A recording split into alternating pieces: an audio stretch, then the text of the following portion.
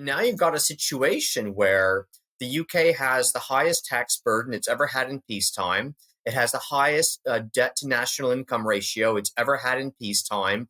It has a demographic situation which is not as bad as some other developed economies, in particular on the European continent, but relative to itself, it's the worst demographic situation it's ever had in terms of the number of pensioners that will need support vis-a-vis the number of people with proper full-time jobs. So you add all this stuff together, and the UK has been sailing in this direction for a long time. And then it has suddenly encountered a storm that it didn't expect. Well, hey, if you have been sailing into dangerous waters for a long time, at some point, you are going to face a storm. And so anyone who says, oh, no one saw this coming, absolutely not. It really is of the UK's own making.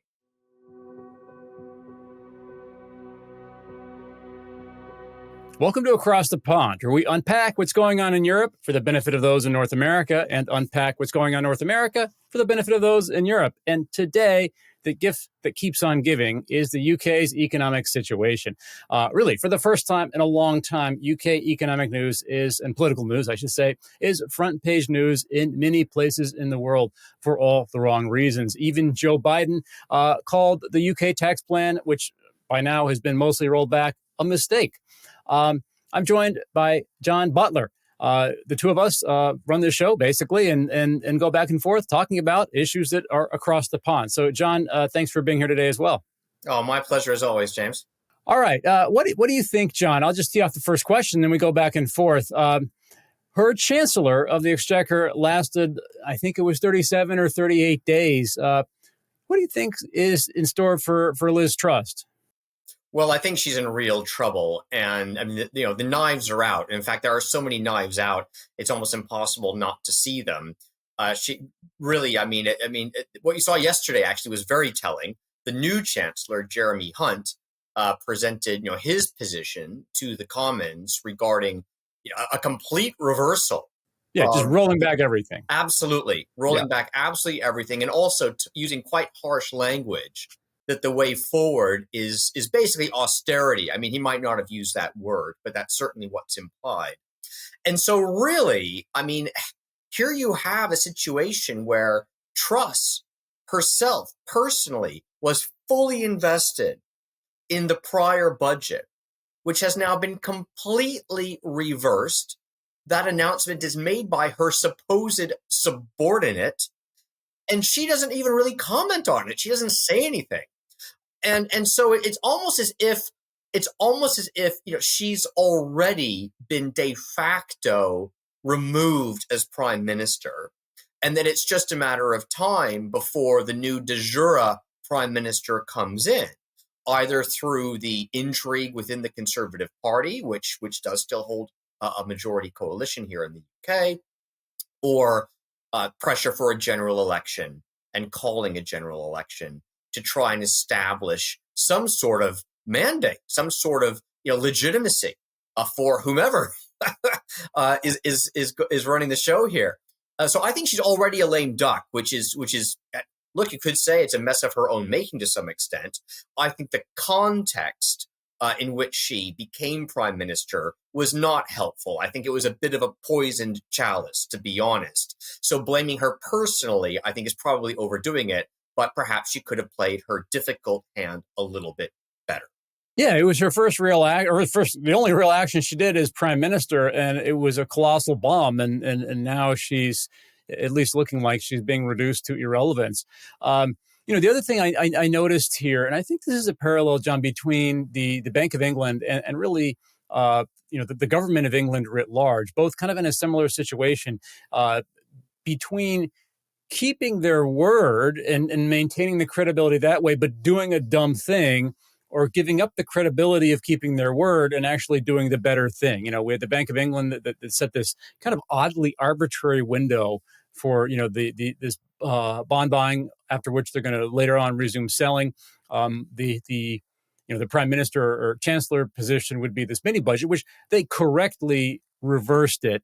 That was really the only thing to do. And it was good to have a bad guy come in and have that ability without that baggage. But it seems like, I guess what I'm getting at is I do think they made the righter of two difficult decisions. It's better to do the right thing in the end.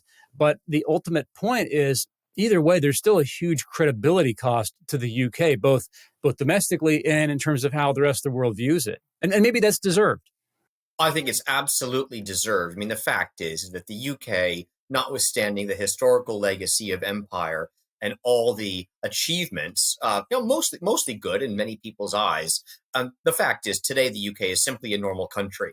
It represents about 4 to 5% of the global economy, depending on how you measure it.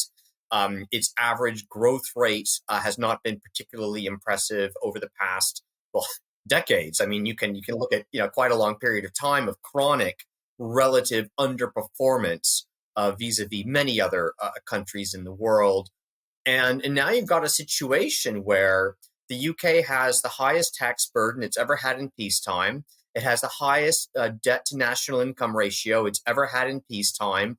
It has a demographic situation which is not as bad as some other developed economies, in particular on the European continent, but relative to itself, it's the worst demographic situation it's ever had in terms of the number of pensioners that that will need support vis-a-vis the number of people with proper full-time jobs. So you add all this stuff together, and the UK has been sailing in this direction for a long time. And then it has suddenly encountered a storm that it didn't expect.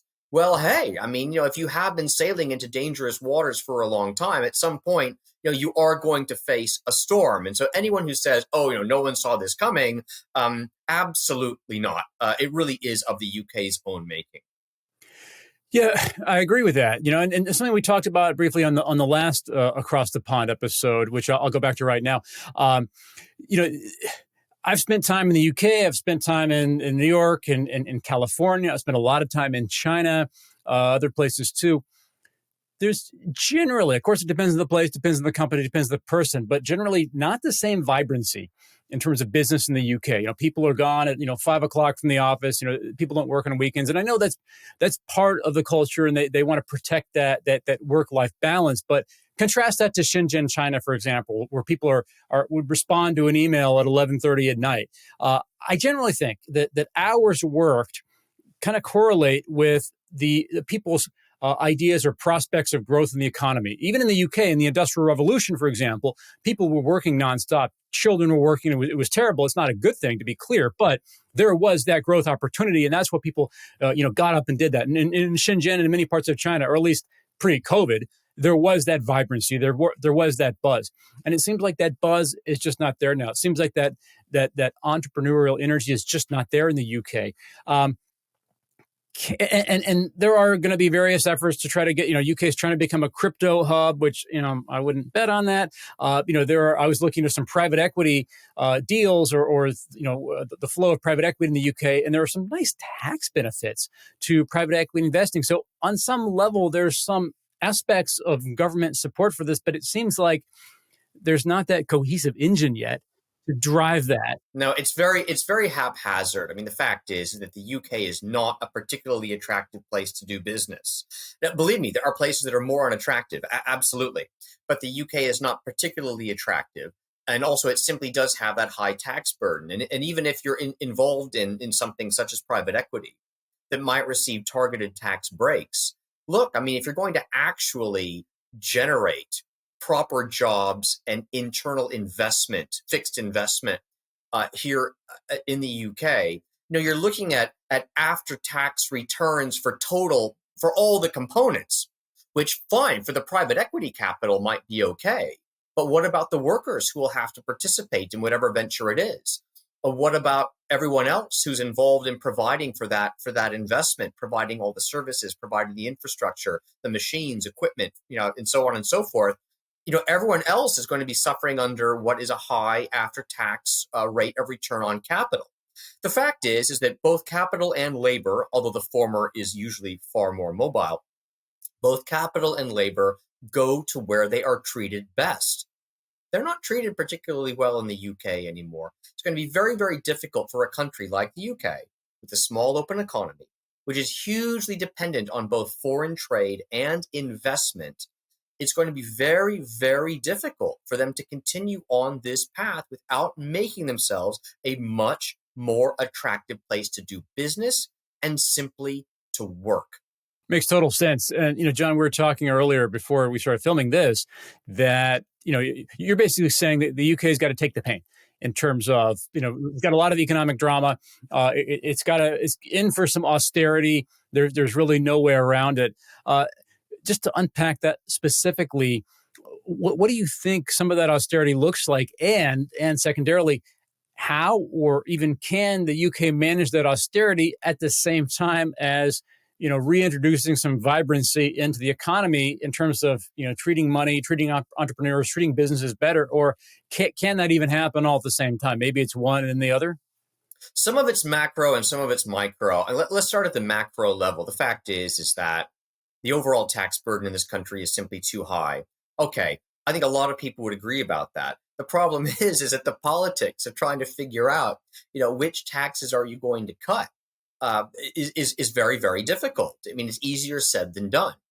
And then, of course, also the spending burden is too high. But here you go. That's arguably even politically more difficult to decide, when and where to cut spending.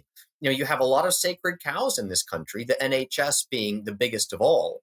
Good luck with that. I mean, anything that discusses in any way reducing the NHS budget, which by the way simply means not increasing it at quite the same rate that was previously planned. Any discussion of that really is the third rail of British politics. Your career is basically over at that point. And yet that is a huge line item in the budget. And, someday someone's going to have to go there.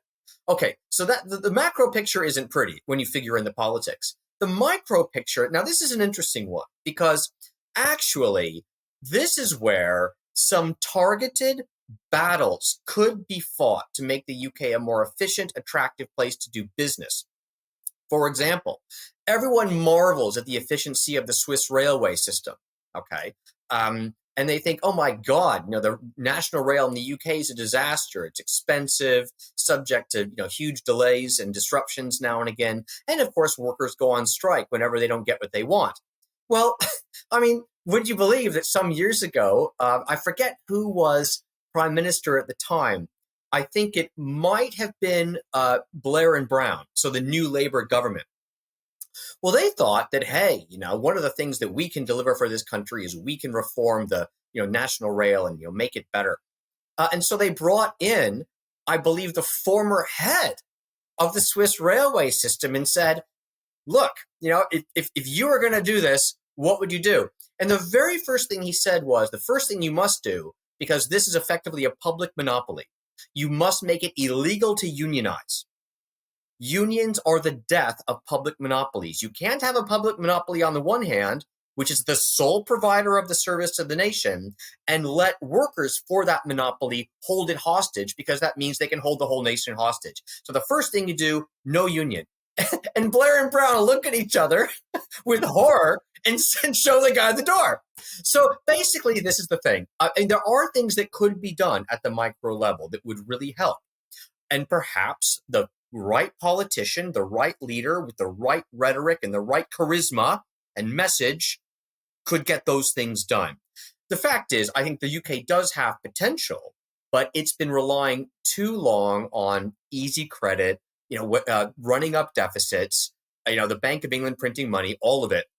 But now recent events may actually catalyze a long look in the mirror to the UK's benefit. It almost reminds me of Chile, or Chile, I should say, in the 1970s, right? And John is an economic historian. You know this a lot more, probably know this a lot better than I do. But they basically said, look, we're a total mess. They went to the Chicago School of Economics people and said, just tell us what to do. We'll do whatever you say. And it's a small economy, but it became one of the strongest and most resilient in South America after following that advice, if I'm not mistaken. What do you think, though, that I guess what I'm searching for in my mind is it sounds like even the best case for the UK is pretty hard.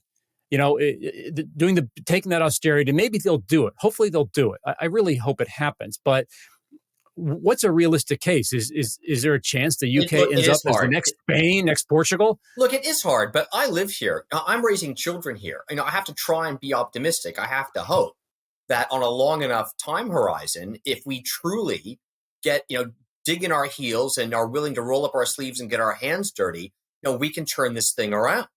And indeed, I do informally advise multiple MPs in the UK who come to me from time to time when they want to sort of ask what I think about this or that idea, or would I have some helpful rhetoric to add to some proposal they're thinking of putting together, or whatever it is. And so, again, I don't want to overplay that. It's purely informal, and it's not something that I would expect to have any direct impact. But whatever, for what it's worth, I'm trying to do my part. Now, your reference to Chile is a somewhat invidious one. I certainly hope the UK doesn't need to go through a Pinochet-style military coup in order to clear the decks and bring in some economic sense for a change. God forbid. But hey, yes, you're right. The UK is going to have to make some politically difficult choices that will result in political unrest. There's no way around it. Call it the winter of discontent, call it whatever you will. But actually, there are things that could be done here, as I mentioned, and I do believe that there is hope. So no, I wouldn't give up on the UK at all. Maybe I guess I come from the deep school of fundamental analysis of stocks, and in an accounting sense, there's a word called a big bath. When a company just has a lot of mess going on, and 1 year they'll just take a big bath, like dump all the bad stuff into their accounting statements. Their stock prices are going to get pummeled. They know that, but that's why they said, let's just throw it all in. People will just go numb to it. And then after that, we'll start fresh going ahead. The UK kind of needs its own big bath. And that, it sounds like we'll have high unemployment, probably political unrest. I think you're absolutely right. I don't see how that doesn't happen. But hopefully that's the right move for the long run. So it sounds like your specific terms of the austerity would be the standard terms, right? You'd have less spending. You'd maybe reduce taxes to support business. What else on specific terms needs to happen to go right, John, in your view? Well, I mean, again, you can get very micro about this and very detailed about it. And indeed, one of the things the UK has going for it, other than the English language, which is, of course, the international business language, it also has English common law and the business culture that grew up around English common law, where basically you allow private sector contracts to govern just about everything. And it's what enabled, the Industrial Revolution. It's what enabled international trade. Outside of the United States and North America, almost all international contracts are written using English law for this reason. It is straightforward and to the point, to the extent that legal contracts, business contracts can be. So the UK actually has this sort of fallback position to kind of let the private sector work its magic within a very, very robust legal framework where liability is explicit and will be carried very clearly by one or both parties to the transaction, depending on what happens. And that's kind of an interesting starting point, because then you look at something like the NHS, which, look, don't get me wrong, there are things that NHS does absolutely fine, but there are things that NHS does not do particularly well. And so you look at something like that and you say, well, wait a minute.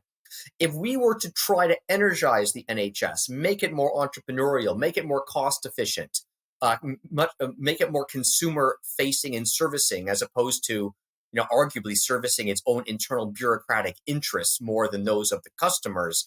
Now, how could that be done? Well, actually, it wouldn't be that difficult to do, in my opinion, if you simply began to privatize elements of it around the margin and rely on English common law to work its magic with respect to medical liability. And in fact, I think the UK would be a tremendous place to turn itself into a hub for global health tourism. Now, you might say, well, hold on. I mean, is the UK really a holiday destination that one associates with health tourism? Usually you go to the Caribbean or something like that. Well, actually, it is, and there's a geographical reason for that. The UK is underneath the busiest long distance airplane routes in the world, and people traveling to and from not just Europe and North America, but even parts of Asia and North America pass over the UK. And if the UK were to turn itself into some sort of hub for medical tourism by allowing English common law to underwrite and insurance to underwrite the liability, actually, you could argue that the healthcare sector in the UK would absolutely boom, as Americans came over to escape outrageous costs at home, as Asians and others from perhaps less developed healthcare countries took advantage of offerings in the UK. Anyway, that's just one example. There are things the UK could do, but it will require the leadership to do it. So maybe that's where I'm getting my hair transplant one of these years, right? Turkey is apparently the hub of hair transplant. I just saw that a few days ago. I had no idea. It's like 1/10 of the cost of the U.S. And I mean, I'm not actually going to get it, but it's just tempting. And my son has this robust, bushy head of hair, and I'm so jealous every time I see it. Look, James, I'm going to bring him with me. But there's lots of things here. There's the energy sector, which we can go on and on about. The UK sits on top of 3 large, totally undeveloped shale gas fields. They've been well explored. Everyone knows there's an incredible amount of gas down there, and everyone knows how to get it out of the ground. They just need the green light to build the infrastructure to do it. Also, there's all the anthracite coal that the UK still has that it decided to stop, digging out of the ground. Anthracite is a good stuff for those new to coal. Oh, anthracite's unbelievable. Yeah. I mean, almost nobody knows this anymore. Anthracite coal is nearly as energy dense as diesel fuel. Which is basically kerosene, jet fuel. I mean, coal is that good. Now, that said, there are some technical issues around coal with respect to removing the sulfur dioxide and some other pollutants, but the technology for all of that exists. When the UK first had that huge first generation North Sea oil windfall, hey, that was great. That was nice. It was plentiful. It was cheap. And therefore, it seemed okay to basically wither down the coal generation capacity over time. And indeed, Thatcher, in the midst of her government crises, outright closed uneconomic coal mines. But actually, the UK is still sitting on top of a lot of this stuff. And modern coal mining technology being what it is, modern coal scrubbing technology being what it is, and modern combined cycle turbines being what they are, allows coal to be unbelievably cheap and efficient. And the UK is sitting right on top of it. So again, there are practical things staring the UK in the face that it could capitalize on if it wanted to offset the need for macro austerity on top, as it were. I agree with that in principle, and I agree with the idea. I mean, coal, if we as a world, kept investing in clean coal, I mean, a modern coal plant is way, way, way cleaner than most of the dinosaurs that we've got running today. And way more energy efficient, way more energy. Way better. Yeah, for sure. I just think, unfortunately, there's just such a headline risk. Anytime you say coal, it's kryptonite, basically, to the electorate. I mean, they're not going to want, I mean, maybe, but I think they're not going to want to touch that. If you can put kryptonite into your potbelly stove in the winter to heat your home when otherwise there's no other option, there'll be demand for kryptonite. Fair enough. Maybe they'll get bad enough. We'll see. But you had a great point, John, about the English common law. I mean, not just in relation to health services, but just writ large. In so many ways, that's the bones that became the bones of the developed world, even the U.S., that everything built on that. And that's in large part why we have the world we do. So it's just that the UK has been sort of self-defeating or scoring some own goals, one could argue, in recent years. And so hopefully that can be reversed. Well, let me go to a topic that I think you and I talked about before this recording as well, which is all this considered, everything we talked about, in consideration, what's the investment move here? I mean, are you still a believer in the UK? how are you playing this? Right. Well, as an investor, of course, I'm going to be more cautious and circumspect and less optimistic than I am, for example, when I'm considering my children's future. You have to be optimistic. But no, as an investor, I'm very defensive, skeptical, and circumspect. I'm very value oriented. But then I look at the world as it is, and I look at the situation with energy and other natural resources, and I look at real assets as a natural hedge against all the monetary and physical excess we've been seeing practically the world over for the last couple of decades. And then I look at the composition of the UK stock market, especially the large caps. And if you exclude financials from it, and if you exclude consumer discretionary stocks from it, what's left is a huge, rich pickings of global natural resource companies that are a natural safe haven for a world in which we're stuck in what might be, I believe will be, a multi-year stagflation, which is going to be horrible for corporate profit growth generally. But if you're already a mature firm, if you're already cash generative, if you already pay a healthy dividend, if you've got roughly stable profit margins, that is, you can pass on input costs through to your customers, well, then you're a natural hedge. And your earnings and dividends are likely to grow with inflation, if not. And you're earning money outside the UK in the first place. That's the other thing, right? Their revenues are disproportionately abroad. It's even 80-20 if you look at a subsection of those companies that are very, very specifically focused on natural resources.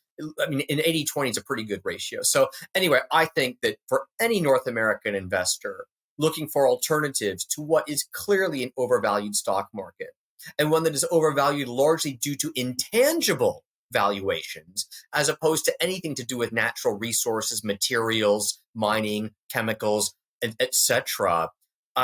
The UK is a great place to look. I mean, to be fair, I mean, the sectors I just rattled off aren't exactly expensive in the US either. But if you're looking for some diversification internationally, the UK is your first stop. That makes sense. And I think as we talked about last time, I'm also a tangible investor kind of guy. I ran a dividend stock newsletter for 10 years. The tried and true cash flow generative businesses are my bread and butter as well. It's a lot easier too these days to invest abroad. If you are a North American investor, you can, a lot of the brokerages now let you invest. You can invest in China and the UK and Europe. I mean, it's not that big of a deal as it used to be. It does depend on the broker, but generally speaking, it's not the obstacle it once was. So I like what you're saying. Adding a UK stock or a couple of UK stocks could make a lot of sense even for non-UK residents. Well, there's also the ETF universe, right? There's an ETF for absolutely everything by region, by style, by sector, you name it. I mean, the ETFs, you can splice it and dice it however you want. I mean, if you want to be a stock picker, great. I mean, I do some stock picking too. But for convenience purposes, any North American investor will find rich pickings in the ETF space to get exposure to any of the themes that we've discussed today. Makes a lot of sense. So on that note, I think we're out of time today, John. I'd encourage anyone watching, if you like it, if you didn't like it, if you got questions, go ahead and leave a note in the comments. We got some good comments last time, and we appreciated them very much. So just let us know what you're thinking about this show, because we're doing it for you. John, any parting words from your end? Oh, no, just I'm sure that we'll see a series of surprising events between now and our next edition, given the pace that things have been moving at recently. So I'm sure we'll have lots to talk about. I'm pretty sure your prediction is right, John. All right, guys, thanks for watching at home, and we'll see you in the next episode.